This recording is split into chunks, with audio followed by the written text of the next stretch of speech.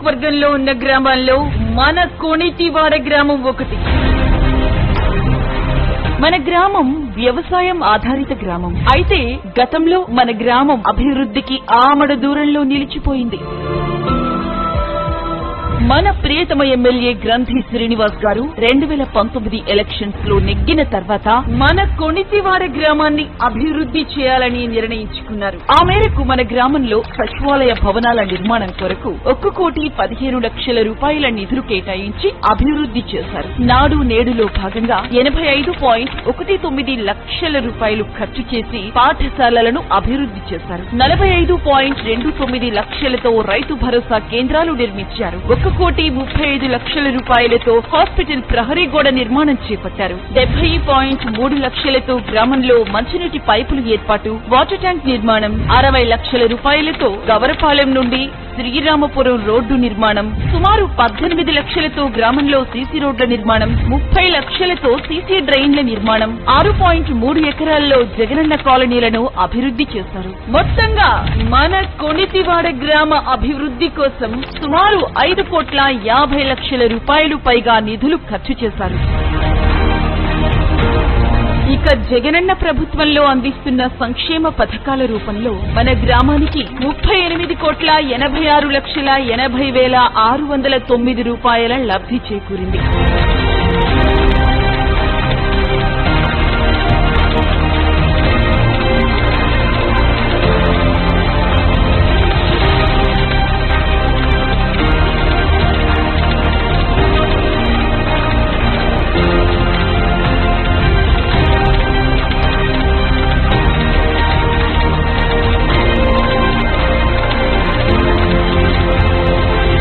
అభివృద్ధి మరియు సంక్షేమ పథకాల ద్వారా మన గ్రామానికి సుమారుగా 44 కోట్ల రూపాయల పైగా మేలు జరిగింది.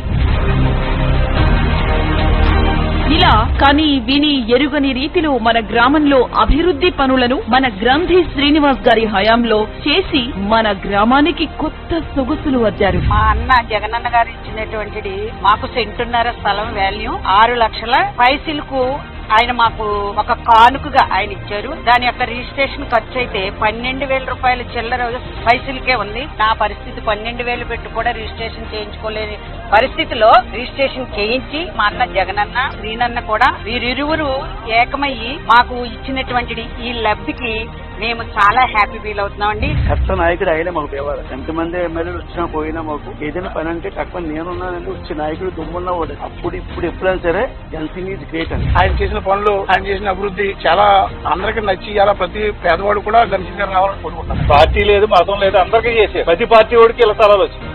రేషన్ కార్డులు ప్రతి ఒక్కడికి ఏది మారలేదు. గడ్డిచీని గారు వెళ్ళినప్పటినే కొణితివాడంటే పెద్ద అభిమానం ఆయనకి, చాలా బాగా చేస్తున్నారు. మన కొణితివాడ గ్రామం ఈ రోజు భీమవరం నియోజకవర్గంలో అభివృద్ధి పథంలో నిలవడంలో మన గ్రంథి శ్రీనివాస్ గారి కృషి ఎంతో ఉంది.